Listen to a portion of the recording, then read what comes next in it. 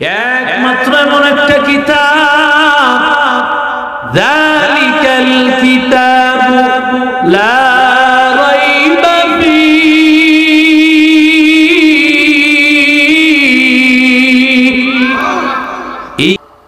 কোরআনকে যদি জিজ্ঞাসা করি, কোরআন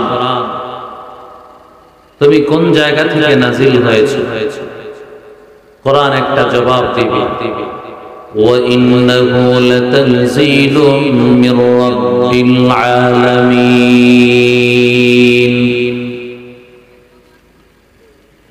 কোরআন বলবে আমি রব্বুল আলামিনের পক্ষ থেকে অবতীর্ণ, নাযালা বিহির রূহুল আমিন। কোরআনকে যদি জিজ্ঞাসা করা হয় কে তোমাকে নাজিল করেছে, কোরআন, কোরআন জবাব দিবে জিবরিল আলাইহিস সালাম। যেই জিবরাইল আলাইহিস সালাম সব নবীদের কাছে আগমন করেছেন। ইন্নাহু লাকাউলু রাসূলিন কারীম ذي قوة عند ذي العرش مكين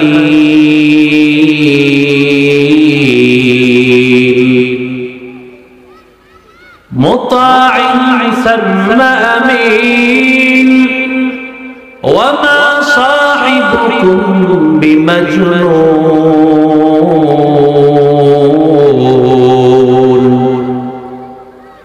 আল্লাহ তাআলা বলেন এই কোরআন যেই জিবরাইল আলাইহিস সালাতু ওয়াস সালাম নাযিল করেছেন, ওই জিবরাইল আলাইহিস সালাম কে?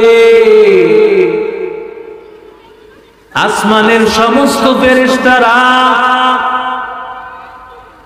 যেই জিবরাইল আলাইহিস সালামকে মানে, জিবরাইলকে সম্মান করে ভাই,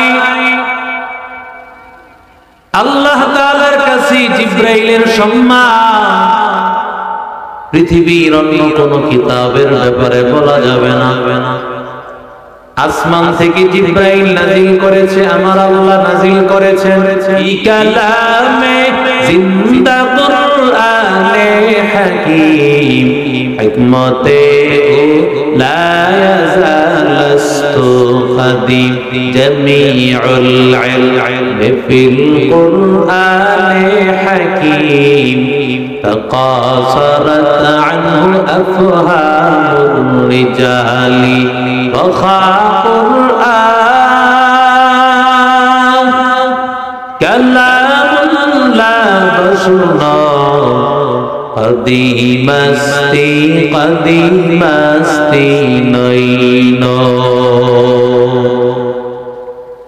এরে নবীর আশিক উম্মতের দল, কোরআনকে যদি বলে ও কোরআন কোন ভাষায় নাযিল হয়েছে, কোরআন জবাব দিবে বিলিসানিন আরাবিয়্যিন মুবিন।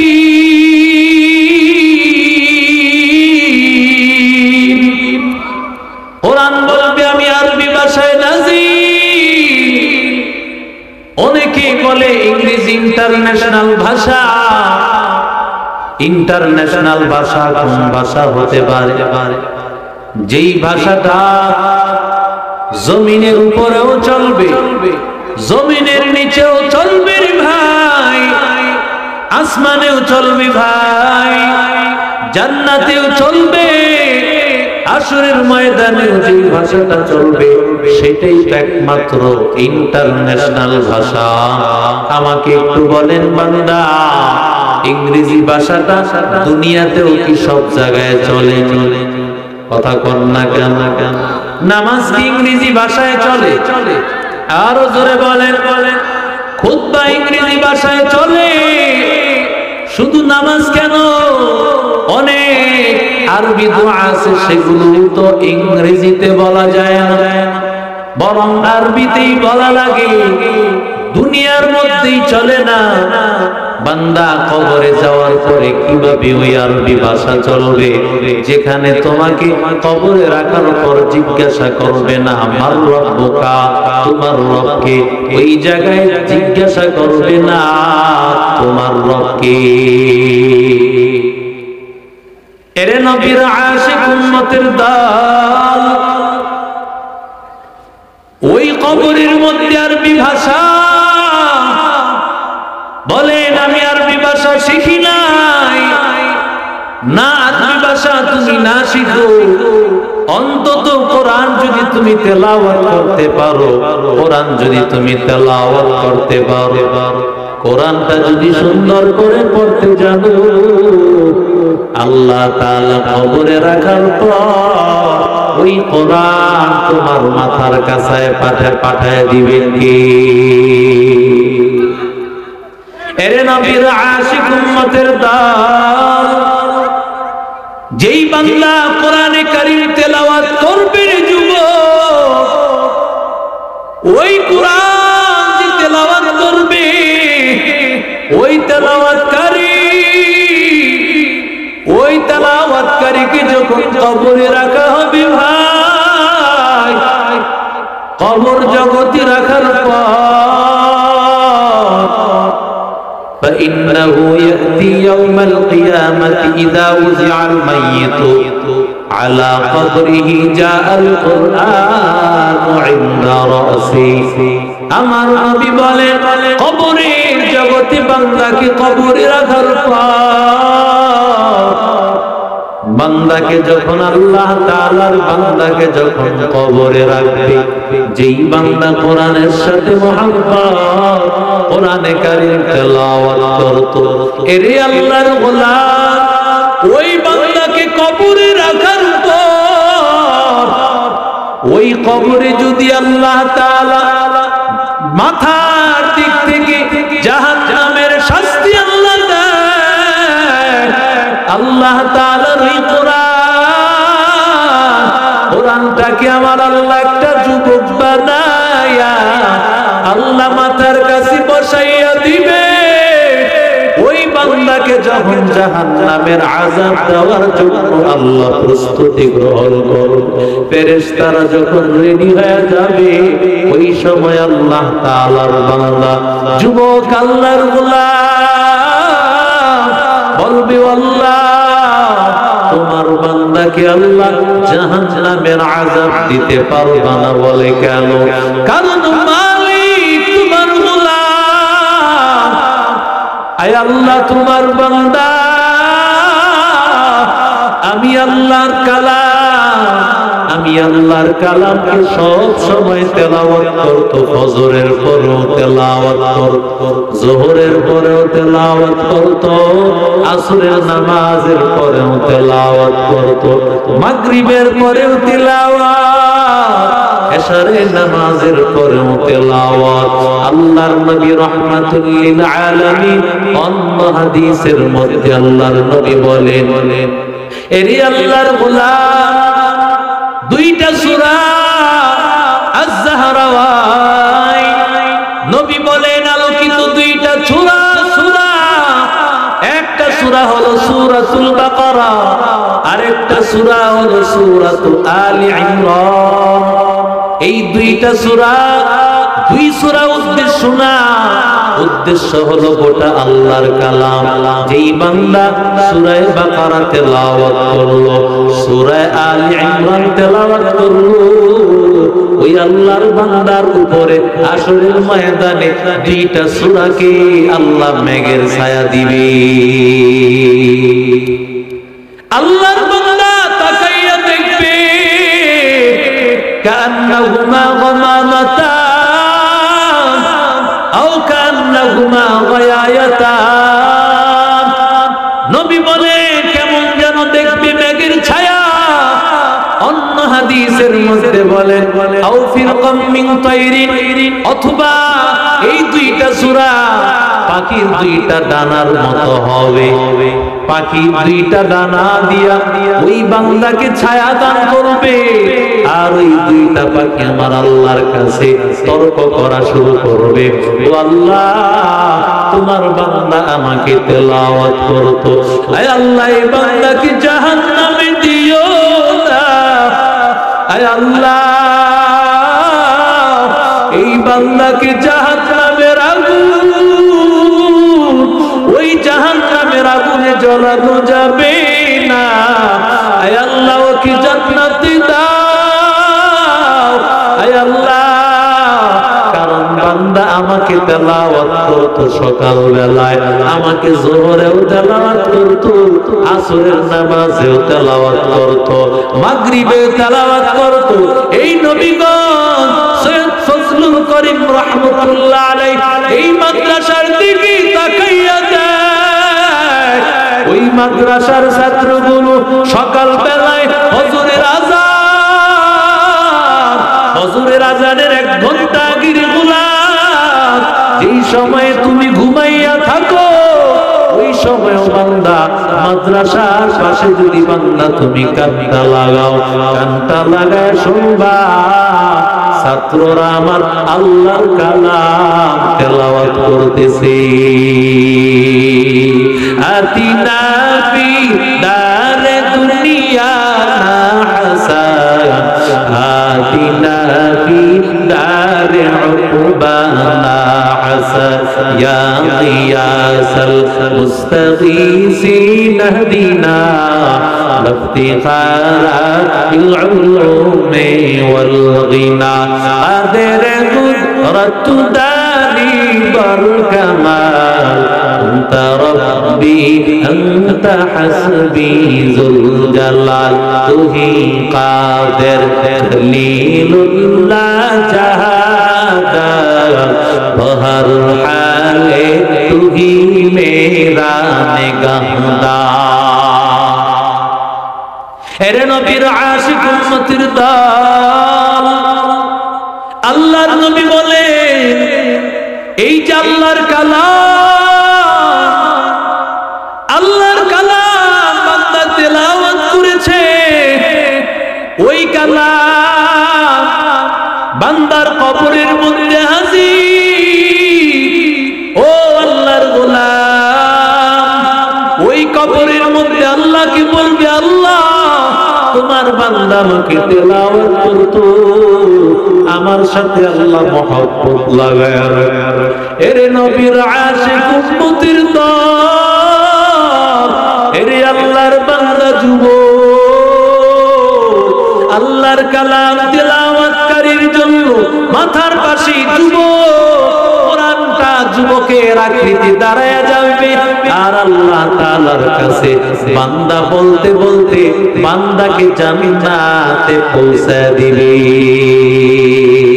ইয়া ইলাহি তু মেরা মাবুদ है, या इलाही तू मेरा माशूक है, या इलाही तू मेरा मुख्तार है, या इलाही तू मेरा सत्तार है, या इलाही मुझसे मुझको दूर कर, ताकि देखो मुझ में तुझको एक नजर, हर तमन्ना दिल से रुखसत हो गई, अब तो आजा अब तो खलवत हो गई, बुजुर्गी की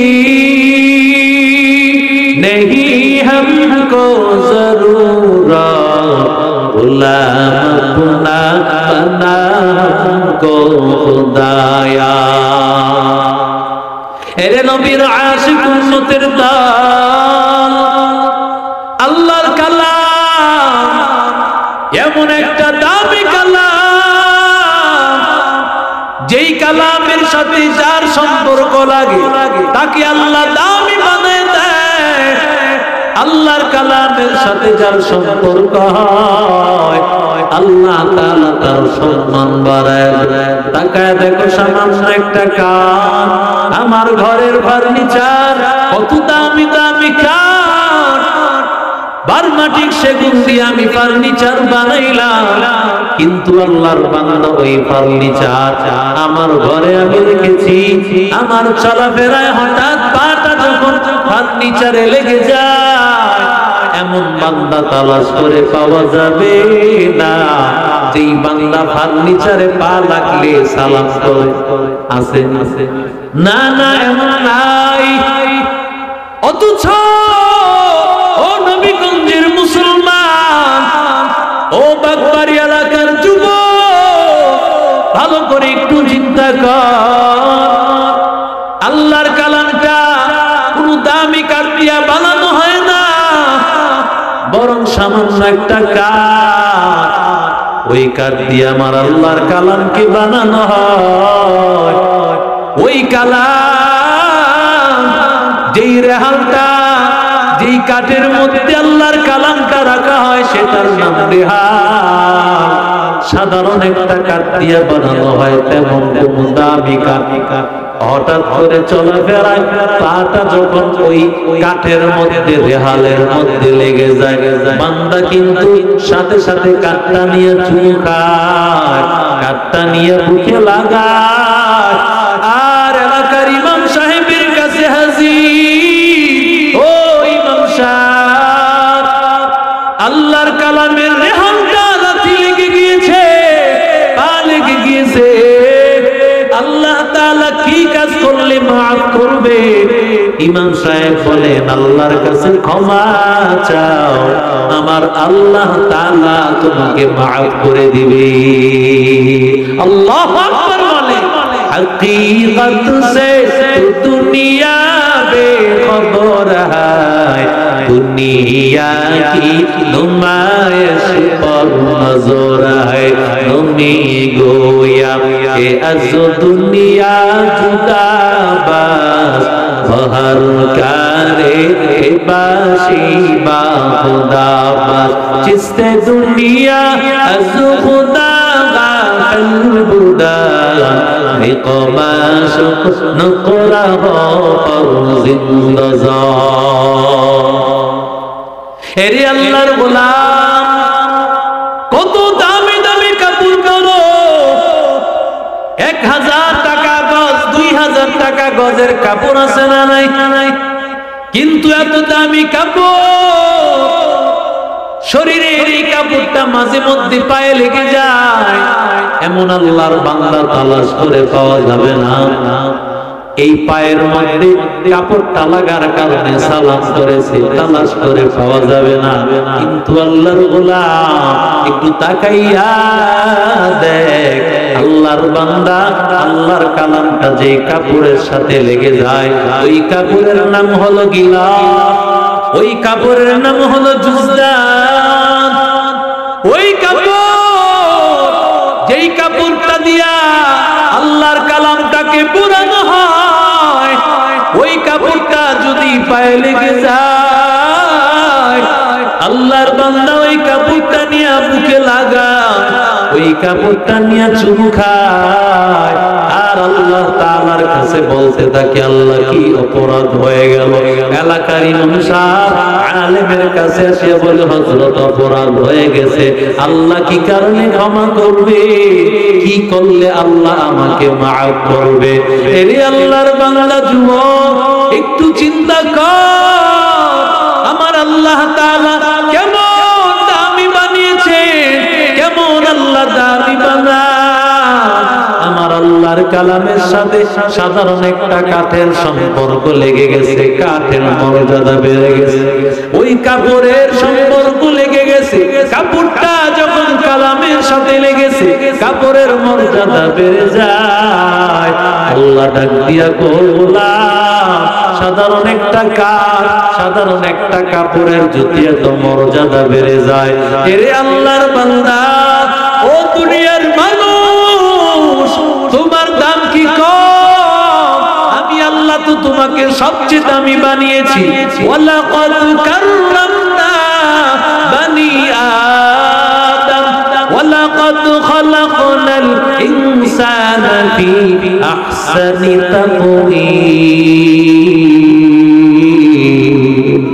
মুসলমানি बुअत गर्दन निहादा इनाने गुदबत सते खाजदादा गर्ब सूरत आदमी इंसाफ दे अहमदो जानो हामिक साब दे आदमीरा आदमीयत लाजिमा उदे रागर पूना बाशत है जमा এরে নবীর আশিক উম্মতের দল আল্লাহর যে বান্দার সিনার মধ্যে আল্লাহর কালাম আজকে নবীগণ সৈয়দ ফজলুল করিম এই মাদ্রাসার এক ছাত্রীর মাথায় দস্তারে ফজিলত হাফিজ কোরআন হওয়ার পর একটা দস্তারে ফজিলত তার মাথায় পরিয়ে দেওয়া হয় যাকে বলা হয় পাগড়ি এই পাগড়িটা দুনিয়ার জান্নাতে আল্লাহ একটা প্রতীক দিয়েছেন আমার আল্লাহ তাআলা জান্নাতের মধ্যে হাফিজ কোরআনের মা বাবাকে আল্লাহ ডেকে বলবে ওরে হাফিজ কোরআনের মা বাবা আয় আয় দুনিয়ার জমিনে নবী সৈয়দ ফজলুল করিম মাদ্রাসায় কেন তুমি পড়াইতে চাও না বলে মানুষ বলেছো মাদ্রাসায় পড়িয়া খয়রাতি পড়া করব এরে আল্লাহর গোলাম এরে নবীর আশিক উম্মতের দল এরে আল্লাহর গোলাম আমাদের চারজন ভাইয়ের মধ্যে আমার বাবা বিএ পাস মানুষ কিন্তু আলেমের মাদ্রাসায় পড়েছে আবার বিএ পাস করেছে আমাদেরকে চাইলে তিনি স্কুল কলেজের লাইনে পড়াইতে পারতো কিন্তু আল্লাহর বান্দা যখন আল্লাহওয়ালাদের রাস্তায় চলে আল্লাহওয়ালাদের রাস্তায় চলার পর দিনের বুঝ আসার পরে চারজন ভাইয়ের মধ্যে তিনজন কোরআনের রাস্তায় দিয়া হাফেজ আলেম লাগিয়েছে এরে আল্লাহর গোলাম কারণ একজন হাফেজের মা বাবা দুনিয়ার জমিনে তোমার সন্তানটাকে তুমি ইঞ্জিনিয়ার উকিল ব্যারিস্টার বানাও সন্তানটারে উকিল ব্যারিস্টার বানাইলেও তুমি গর্ব করতে পারো মানুষকে বলতে পারবা আমার সন্তান ইঞ্জিনিয়ার আমার সন্তান ডাক্তার কিন্তু ও বাড়ির যুবক আমাকে একটু বলো আল্লাহর কালাম যদি তোমার ছেলেটা মুখস্থ করে তোমার সন্তানটা যদি হাফেজ হয় তোমার সন্তানটা যদি আল্লাহর কালামের হাফেজ হয় তোমার সন্তানের সিনায় যদি আল্লাহর কালাম ওই কালাম যদি তোমার সন্তানের সিনায় থাকে তুমি তো গর্ব করে বলতে পারবা আমার সন্তানটা হাফেজ এটাই তো আরো কাসুন গর্বের পরিচয় এরে আল্লাহর বান্দা তোমার সন্তানটা যখন হাজার মানুষের ইমামতি করে তখন তোমার কলিজাটা ঠান্ডা আমার সন্তান হাজারো লক্ষ মানুষের সামনে আমার সন্তানটা মানুষকে বুঝাইতেছে দিনের দাওয়াত দিতেছে এর চেয়ে কপাল আর কার ভালো হয় যেই সন্তান যেই মা বাবা তার সন্তানটারে কোরআনের বড় আলেম বানাতে পেরেছে কোরআনের হাফেজ বানাইতে পেরেছে এর যুবক ও পর্দার অন্তরালের আম্মা জান তোর সন্তানটারে হাফেজ বানাও আলেম বানাও কারণ সন্তানটারে হাফেজ বানাইলে তোমার লাশ নাই কারণ এই সন্তানটা তোমার যখন এই সন্তানটা তোমার কবরের সামনে দাঁড়ায় তোমার জানাজাটা সামনে নিয়া তোমার সন্তানটা যখন আল্লাহু আকবার বলবে এই সন্তান যখন জানাজার সামনে নিয়া সন্তান আল্লাহু আকবারের আওয়াজ যখন দিবে আমার আল্লাহর আরশে আজিমে পৌঁছে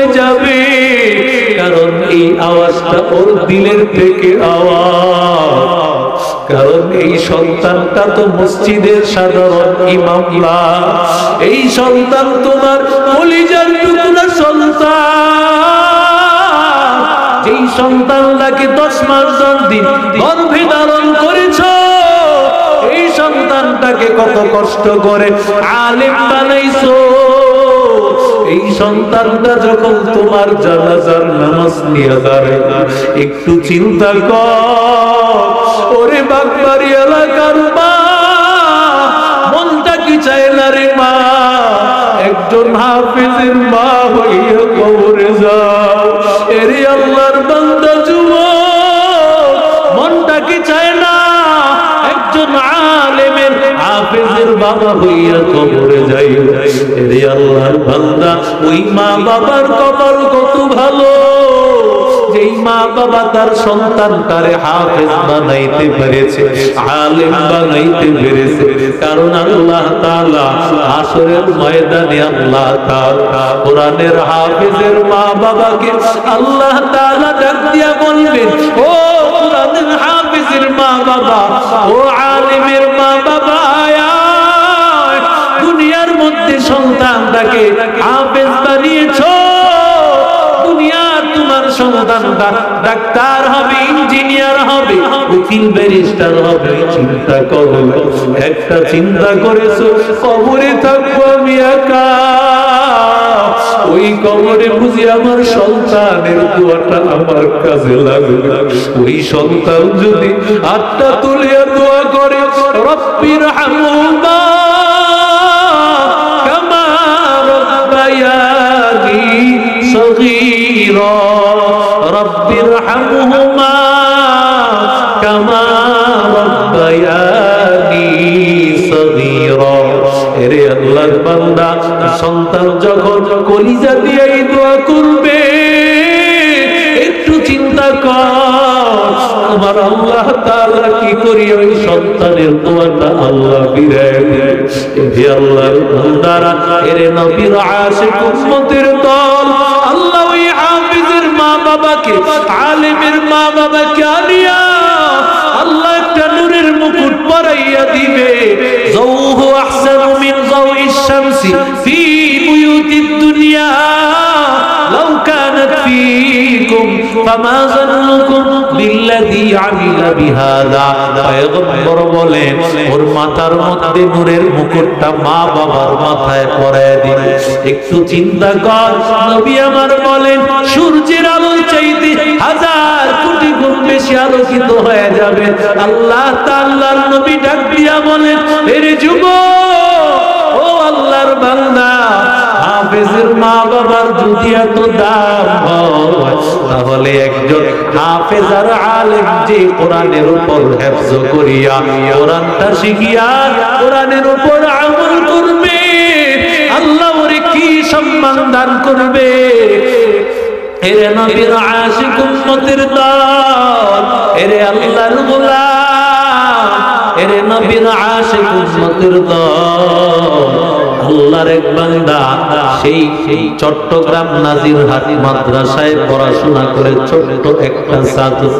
আল্লাহর এক বান্দা যখন ওই মাদ্রাসায় বয়ান করার জন্য গিয়েছে, মাদ্রাসার উস্তাদ বলে, হুজুর, আমার মাদ্রাসার একটা ছাত্র এমন আছে, ওই ছাত্রটা ঘুমের মধ্যে সূরা ইয়াসিন তেলাওয়াত করতে থাকে। সুবহানাল্লাহ বললেন, আর আস্তে আস্তে যারা গান গায় ওরা তো ঘুমের মধ্যেও গান, যারা রিকশা চালায় ঘুমের মধ্যে, কে কোথায় যাবে, যে যেটা নিয়ে ভাবে ওটাই তার রাতের বেলায় মুখ দিয়ে আসতে থাকে। এরে নবীর আশিক উম্মতের দল, যারা মাওলায়ে পাকের জিকির, সকাল সন্ধ্যায় মাওলায়ে পাকের জিকির, আল্লাহ তাআলার জিকির যার জবান দিয়ে সব সময় আওয়াজ হয়, ও ঘুমের মধ্যেও দেখতে থাকে, আর কখনো জাগ্রত হইয়াও দেখে সে আল্লাহর নামে জিকির করতেছে। এরি আল্লাহর গোলাম, আল্লাহর বান্দা, কোরআন তেলাওয়াত করে সূরা ইয়াসিন বলে কোথায়, ছাত্রটাকে একটু নিয়ে আসো। ছাত্রটাকে নিয়ে আসার পর বলে বাবা তোমার নাম কি? বলে আমার নাম জুবাইর। বড় চমৎকার নাম, জুবাইর পয়গম্বরের বড় একজন সাহাবীর নাম। বলে জুবাইর তোমার বাড়ি কই? বলে আমার বাড়ি হলো লালমনিরহাট। এত দূরে তোমার বাড়ি, এত দূর থেকে কিভাবে এসেছো? তোমার বাবা কিভাবে এত দূরে তোমারে দিল?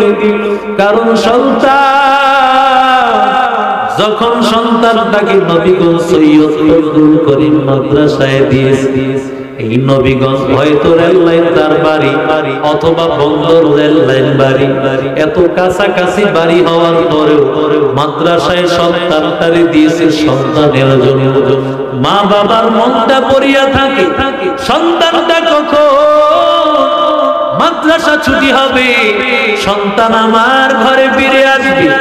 সন্তান ছুটি হওয়ার সময় হওয়ার আগে মা তার মাদ্রাসার বাহিরে দাঁড়ায় থাকে, মাদ্রাসায় অপেক্ষা করতে থাকে সন্তান বাহিরে বেরো।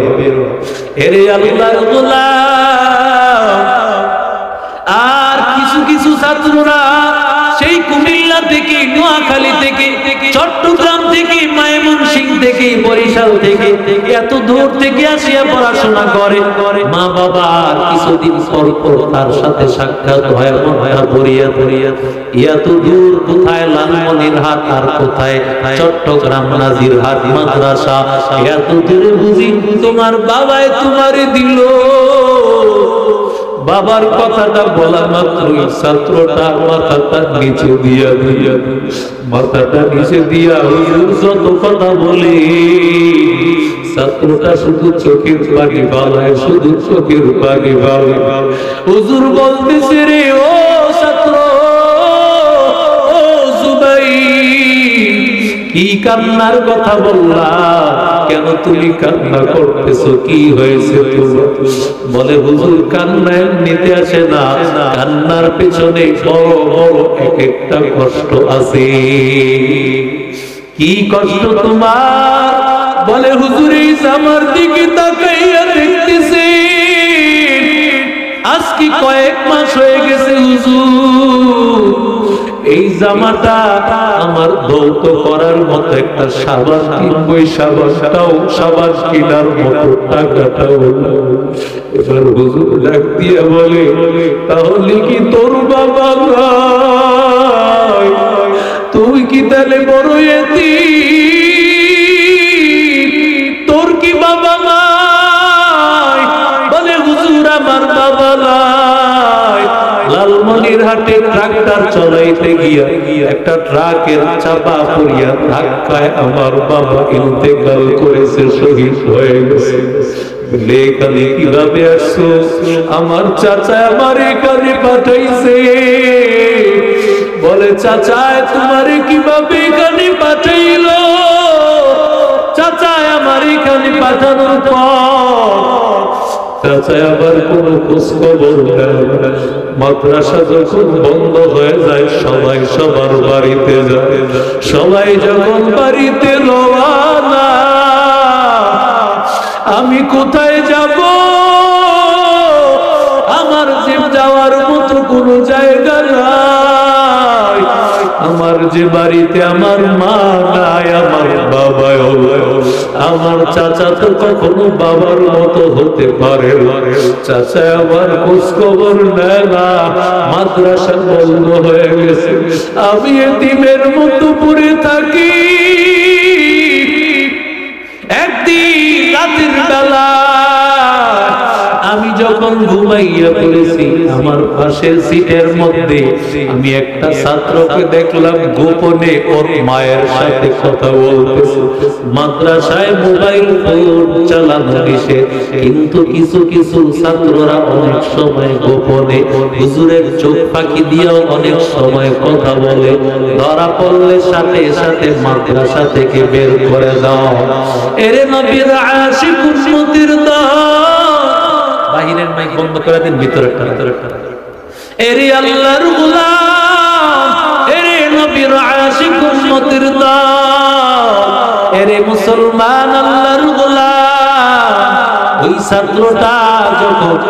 ছাত্রটা যখন মায়ের সাথে কথা বলতেছে, আমি সাথে সাথে আর সহ্য করতে পারি না,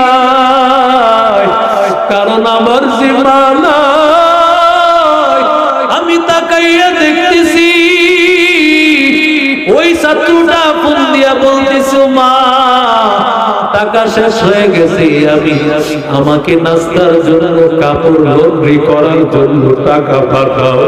আমার কলিজাটা সিরিয়া যায়, কারণ আমি কার কাছে বলবো, আমার বলার মতো তো কোন জায়গা নেই, আমি কার কাছে বলবো, বলার মতো আমার কেউ নাই। আমি সাথে সাথে উঠিয়া গেলাম, উঠিয়া আমি 2 রাকাত নামাজ পড়ে আমি চোখের পানি ফালায়া দোয়া করতে লাগলাম, আমি আমার মায়ের কি দিব, মায়ের দেওয়ার মতো কিছু নাই।